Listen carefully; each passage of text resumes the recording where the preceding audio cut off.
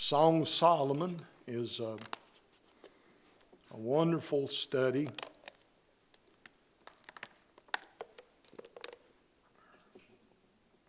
Now, there's lots of different ways that scholars look at the Song of Solomon. From what I have ascertained from the study is that it describes wedded love and true love between Christ and the church. Now we see the first-hand example is the love between the Shunammite girl and the king, Solomon.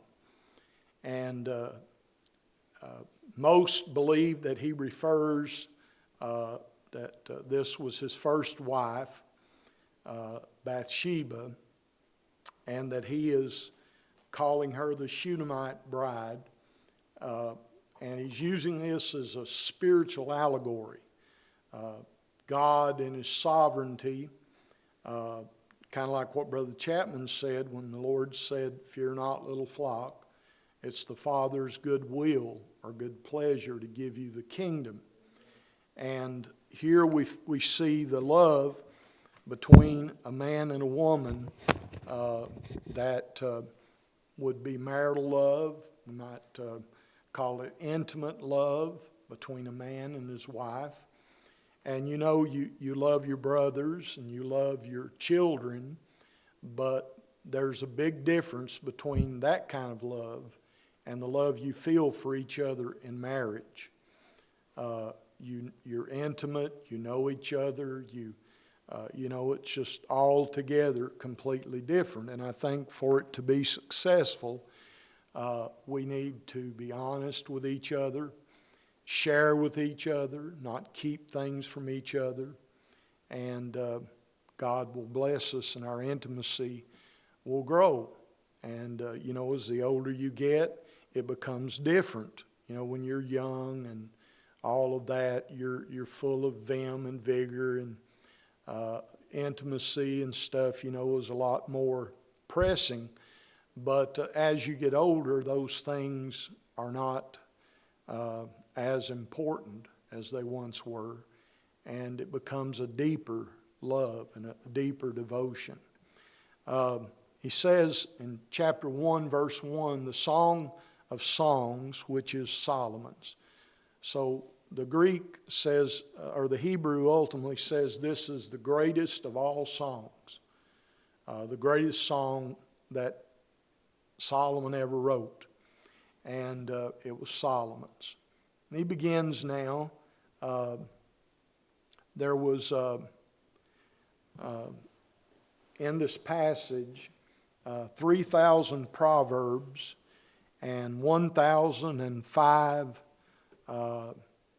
songs that Solomon composed, but this was his greatest. And you can read in 1 Kings 4:32 about all of his songs and poems that he wrote. He says, "Let him kiss me with the kisses of his mouth, for thy love is better than wine." It's kind of, I thought about this, how that, you know, in different cultures, husband and wife greet each other differently. In some cultures, kissing is like rubbing noses. They don't kiss in the mouth because of the bacteria and afraid they're going to get diseases. So some cultures look down on kissing on the lips or the mouth. And there's different ways that people, you know, kiss on the neck, or they rub noses, or there's one culture I was reading about where you put your forehead to the other's forehead and you look at each other and to express your love and your devotion. But it's interesting to know that back nearly 3,000 years ago, Solomon says, "Kiss me." And kiss me with the kisses of his mouth. So we're talking about it not being a taboo or being wrong. kissing on the mouth. My wife and I kiss on the lips. And, when you love someone, a kiss really means a lot. And we know in the New Testament, they greeted each other with a holy kiss on the sides of the cheek or the neck. And so here he's talking about his love now with the Shunammite woman. And he's talking about kissing her. Verse 3, because of the savor of thy good ointment, thy name is as ointment poured forth, therefore do the virgins love thee.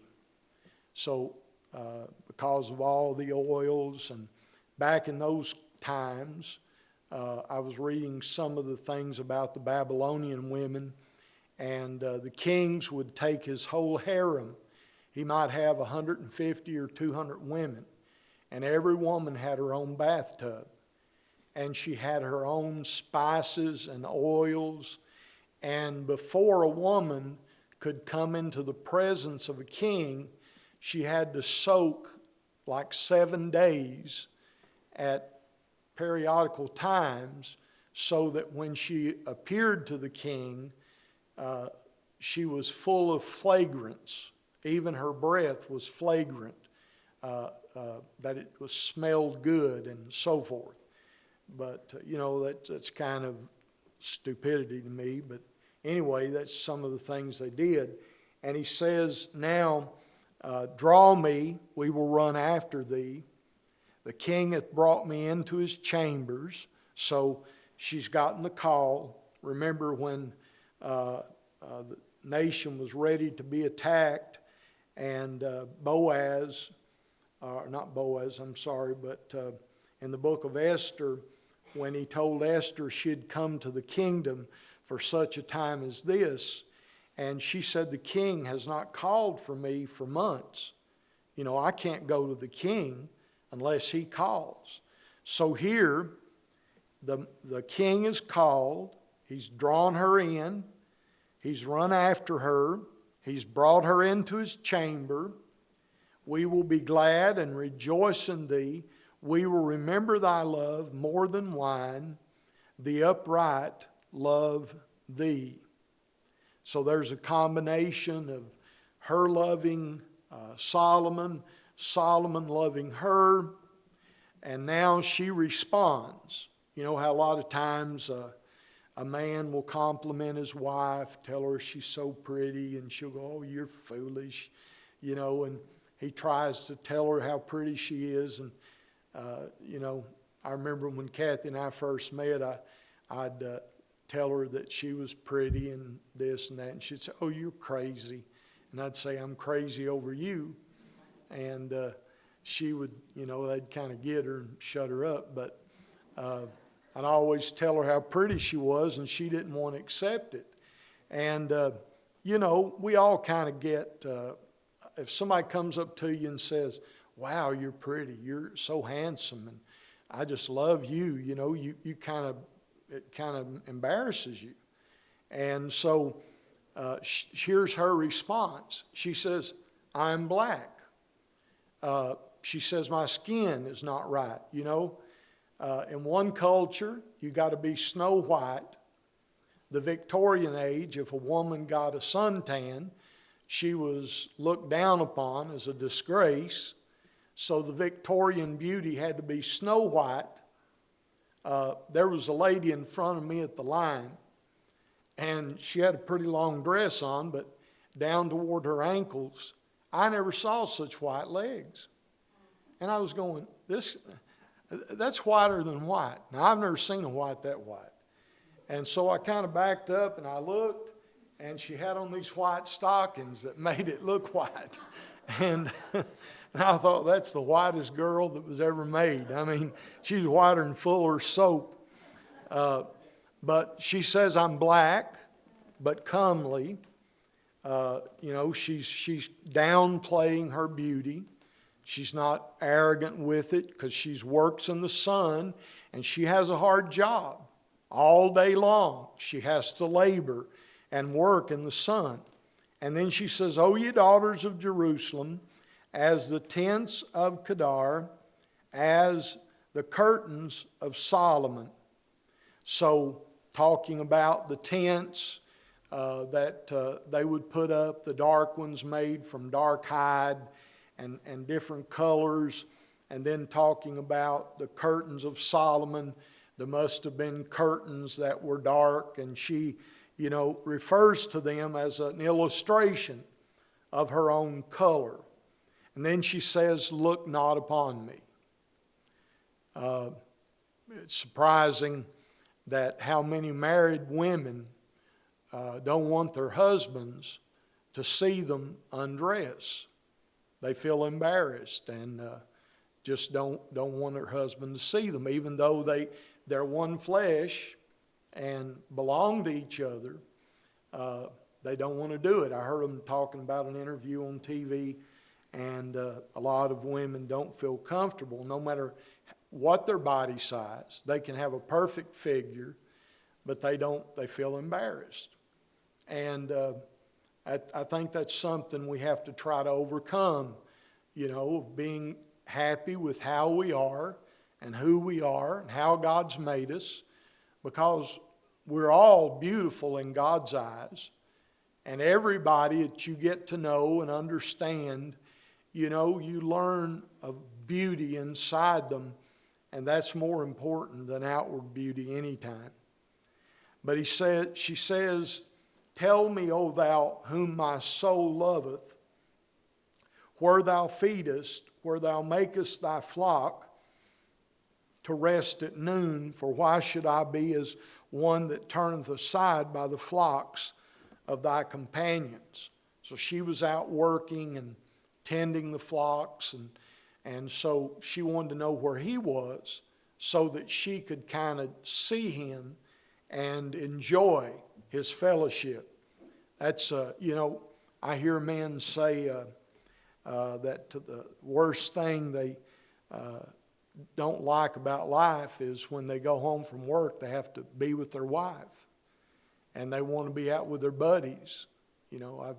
I've heard guys talk about, man, I wish I could go out and drink some beers with my buddies, and they don't treat their wife as their best friend. And I think they lose out, because your wife should be your very best friend. And you should love to be with her and talk to her, communicate with her, treat her with great respect and love, and show her how much you really appreciate her.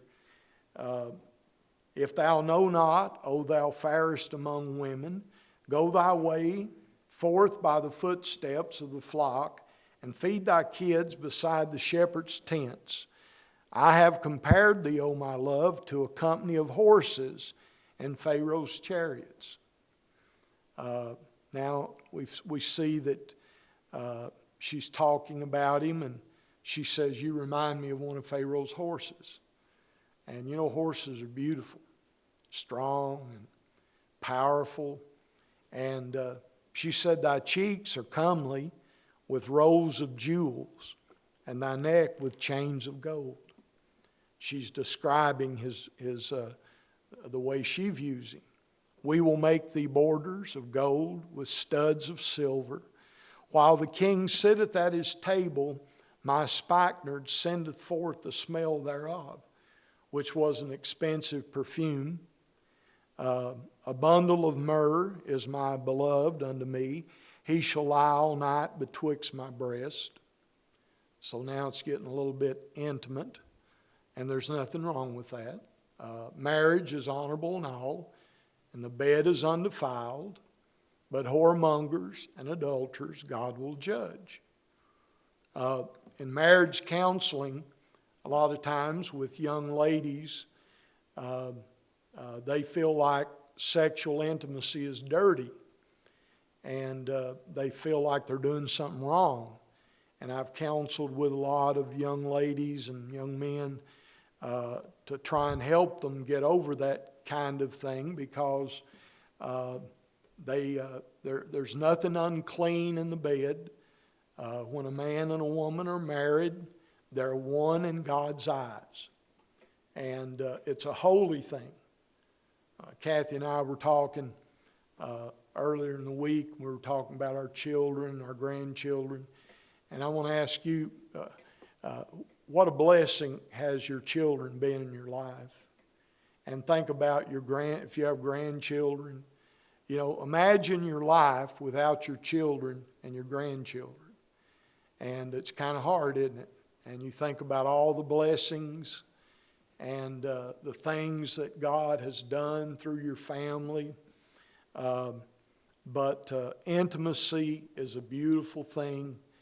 And Paul gives instructions in 1 Corinthians, and he says that we're to yield ourselves. The woman is not to withhold herself from her husband, and the husband is not to withhold himself from his wife, because we're bought with a price and we're one flesh. And usually when marriage problems start, couples grow apart and they no longer hold hands, and they don't hug, and they don't spend time together, and they grow apart. I was talking to a young lady yesterday, and she's got 3 children, and she said her and her husband just look at each other and wave. She's a nurse, and he works in some kind of a business, and she works in the evenings.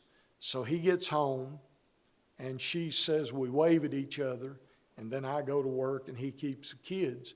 And she said we hardly ever get to see each other.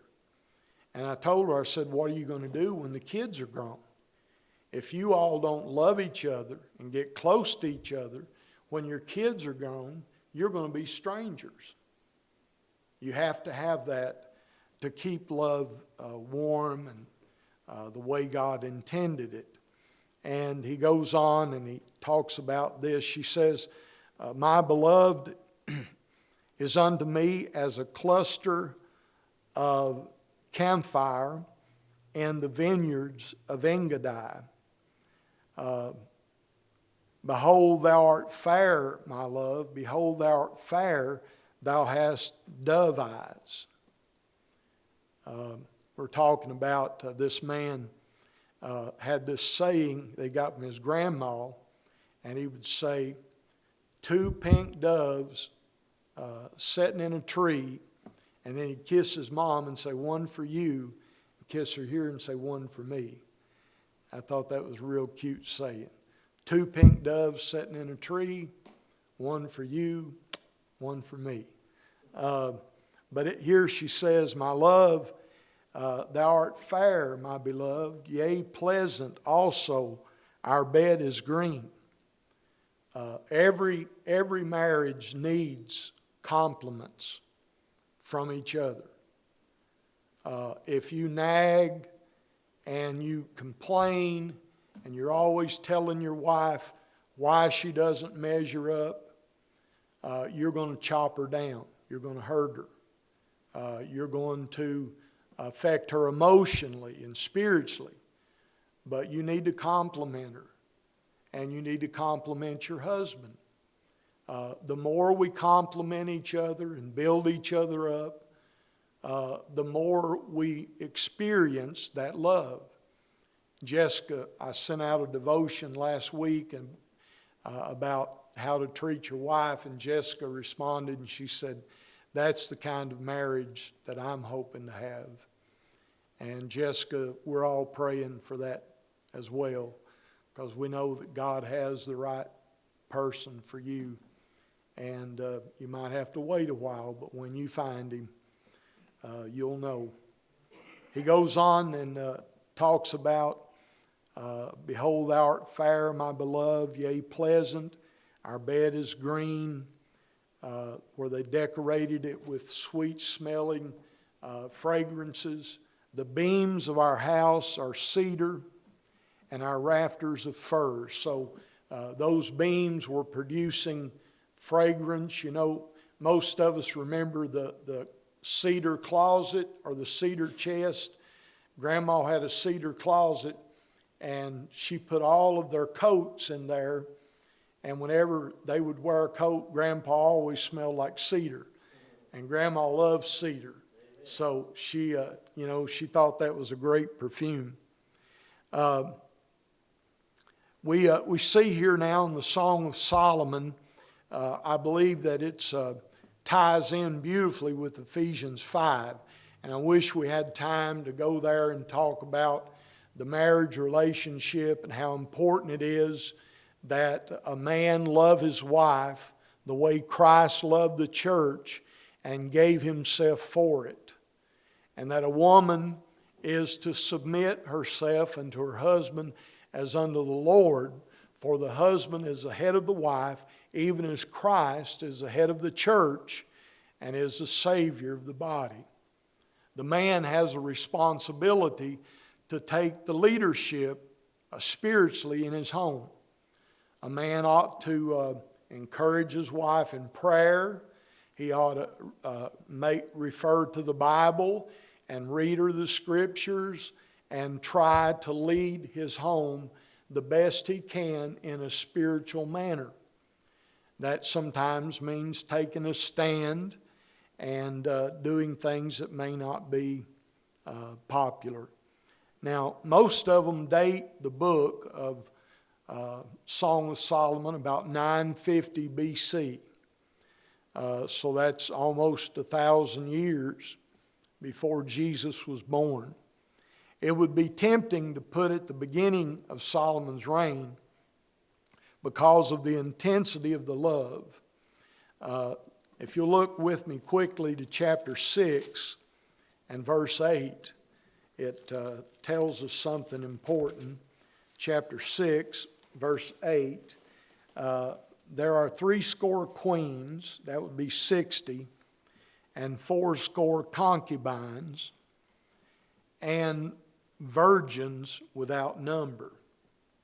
So in the harem that Solomon had, he had all of these different queens, and many of them he married just to make alliances with these other nations. You know, you think about President Trump, and he decided he wanted to make alliances with these countries.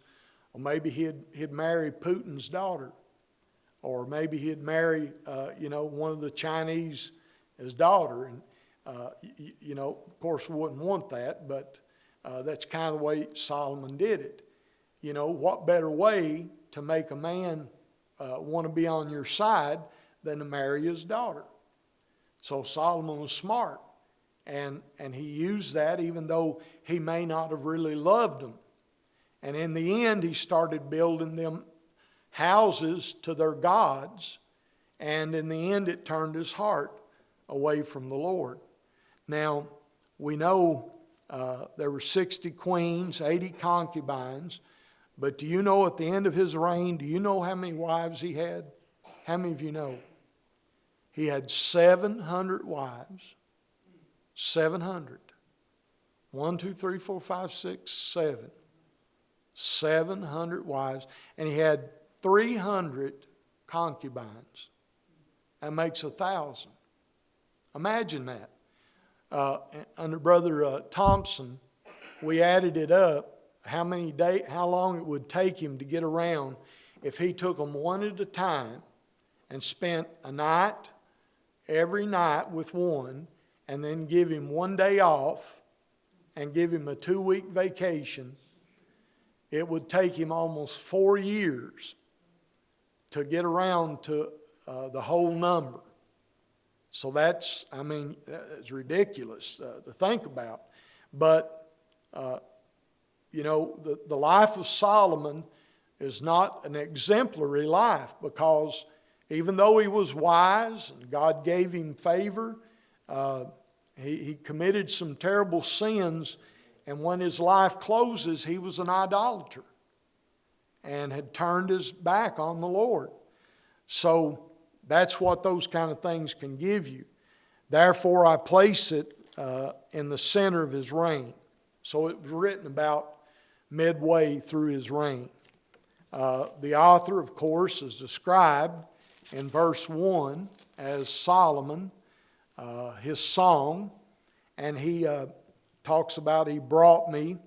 Look at chapter 2, verse 4. He brought me to the banqueting house, and his banner over me was love. Now, we have a song that we sing, used to do at Bible camp and Vacation Bible School. His banner over me is love. I can't remember all the other words, but he says, stay me with flagons. That means they were fried cakes. I call them fried hand apple pies. My grandmother used to make those fried hand apple pies, and she'd put them out on the window to cool, and I'd steal half of them before they'd get cool. I loved them. And so he says here to give him those flagons, chapter 2, verse 4, he says, he brought me to the banqueting house, and his banner over me was love. Stay me with flagons. That'll keep you around a while. And comfort me with apples, for I am sick of love. I had a Bible college student that worked with me, and he called me one morning and said, I'm not coming into work. And I said, why? And he said, I'm sick of love. And I said, what? He said, yeah, me and the wife are just going to stay home today and love each other. And I'm sick with love, so tell him I'm sick.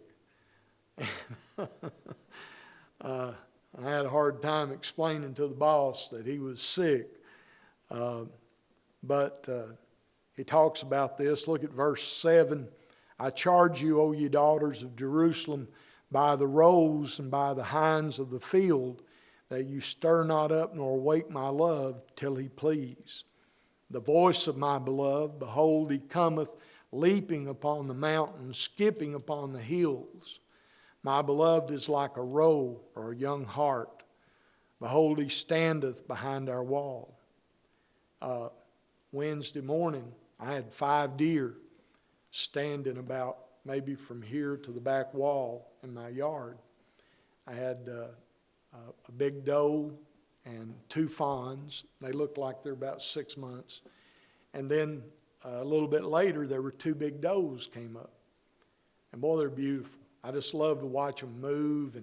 And when they get ready to take off, and they take off, and all you see is that white tail just flashing in the air. But it was such a good feeling. I walked down the porch, and I wanted to just breathe the air, you know, of those wild deer. And he talks, she says, he looks like that. My beloved is like a roe or a young hart. He standeth behind our wall. He looketh forth at the windows, showing himself through the lattice. My beloved spake and said unto me, rise up, my love, my fair one, and come away. For lo, the winter is past, the rain is over and gone. The flowers appear on the earth, the time of the singing of birds is come, and the voice of the turtle is heard in our land, or the turtle dove. The fig tree putteth forth her green figs, vines with the tender grapes give a good smell. Arise, my love, my fair one, and come away. O my dove, thou art in the clefts of the rocks, secret places of the stars.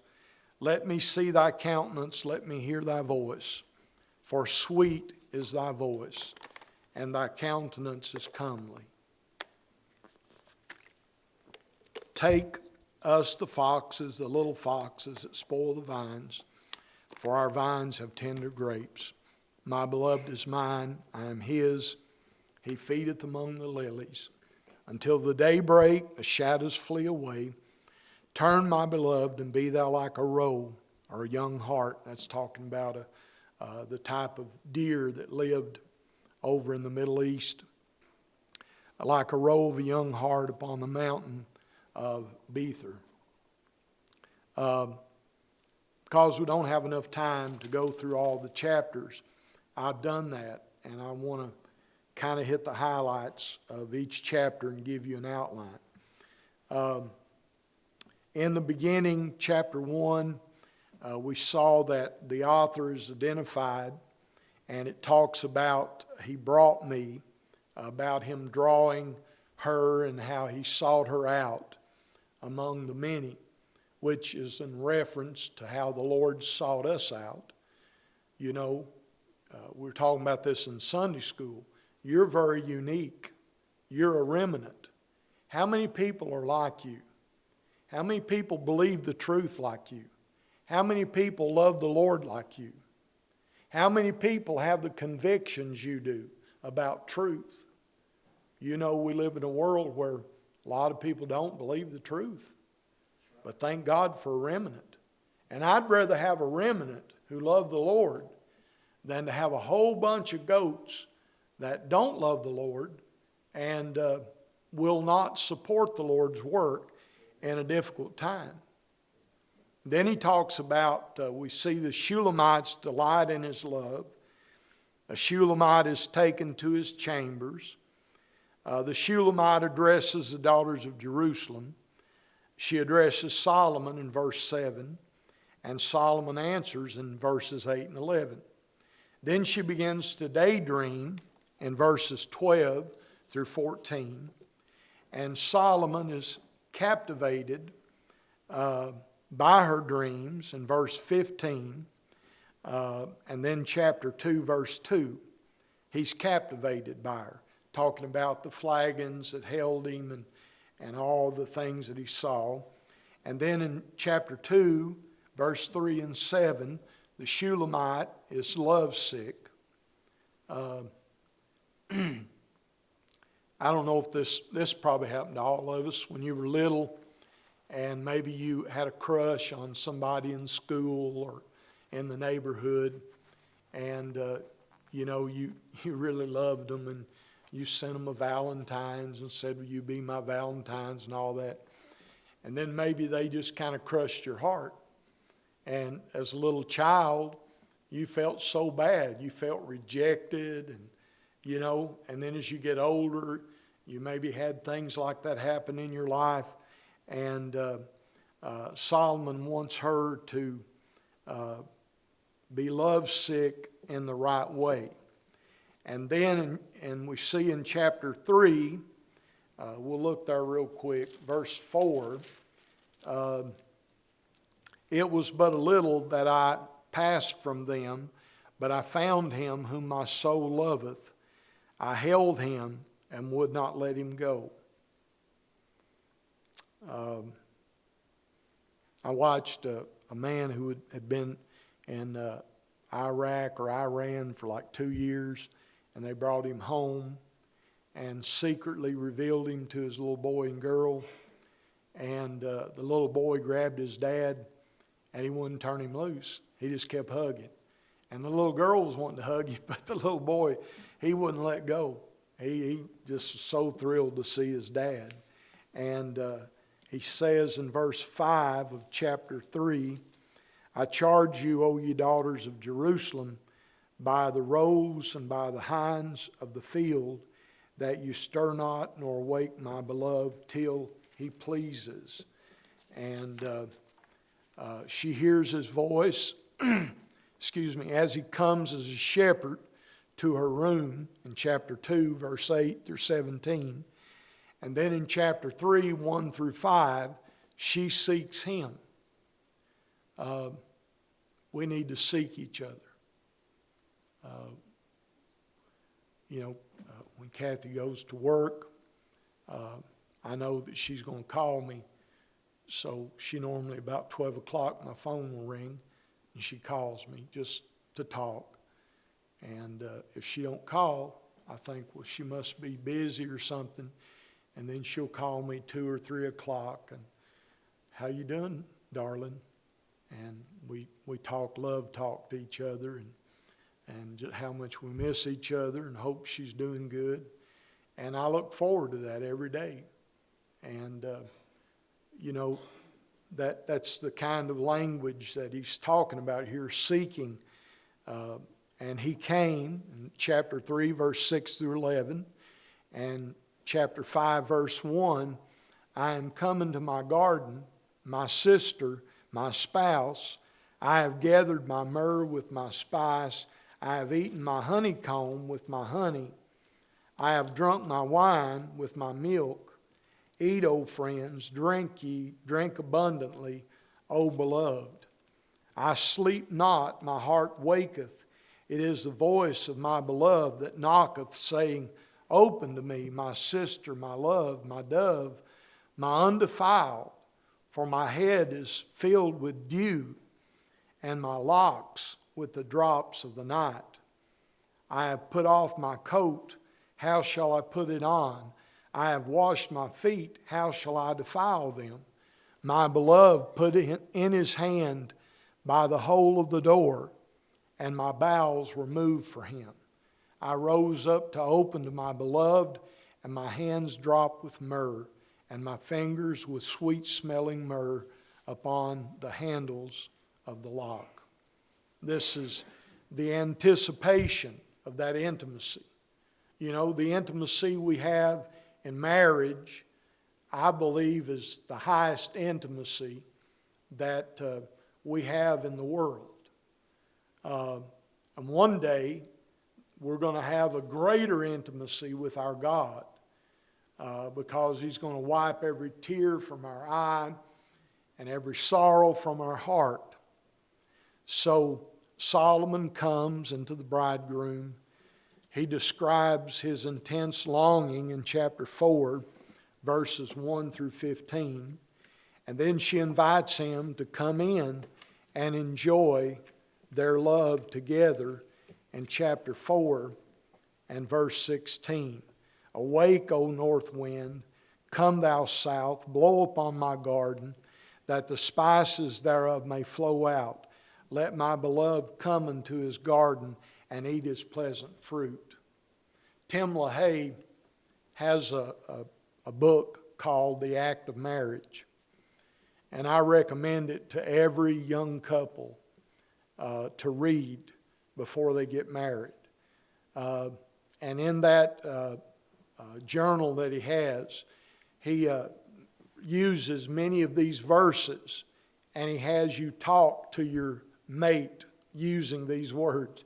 It's a little bit funny, but it's also very, very beautiful and lovely. But I would recommend that to every young person, even if you don't get married. It'll help you to be prepared when that time comes. My time's gone, I see. Let me just skip ahead a little here. She invites him to come in chapter 7 through chapter 8. Chapter 8, verses 5 through 14. We're almost done. Chapter 8, verses 5.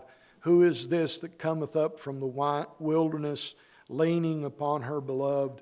I raised thee up under the apple tree. There thy mother brought thee forth. There she brought thee forth that bare thee. Set me as a seal upon thine heart, as a seal upon thy arm. For love is strong as death, jealousy is cruel as the grave. The coals thereof are coals of fire, which hath the most vehement flame. Many waters cannot quench love, neither can the floods drown it. If a man would give all the substance of his house for love, it would utterly be contemned. We have a little sister, she hath no breast. What shall we do for our sister in the day when she shall be spoken for? Here he talks about the fact that a young lady, she's not fully mature, and she's going to be growing and maturing, and when that time comes to get married, she will be mature and be a young lady. If she be a wall, we will build upon her a palace of silver. If she be a door, we will enclose her with boards of cedar. I am a wall, and my breasts like towers. Then was I in his eyes as one that found favor. Solomon had a vineyard at Balaman, and led out the vineyard unto keepers. Every one for the fruits thereof was to bring 1,000 pieces of silver. My vineyard, which is wine, is before me. Thou, O Solomon, must have 1,000, and those that keep the fruit thereof 200. Thou that dwellest in the gardens, the companions hearken to thy voice. Cause me to hear it. Make haste, my beloved, and be thou like to a roe or to a young hart upon the mountain of spices. Now, the key idea is the word that is pronounced in the Hebrew, ahav. It means love, as in the sense of the Greek word agape that we talked about this morning. Agape is the highest form. Phileo is brotherly love. And here the Hebrew is ahav. And in that sense, agape, it occurs 18 times in the Song of Solomon. And the word dotem is found 36 times and means love with delight and affection. It's like the word phileo. Together they're found 54 times, 6 times per chapter. And the key passages seem to be chapter 2:16, chapter 6:3, and chapter 7, verse 10. And the key lessons are about how love puts forth passion and causes us to experience joy and blessings and intimacy with God the Father and with our mate. The Bible teaches us that a man is to be faithful, a woman is to be faithful, and we're to love each other. Every day ought to be exciting.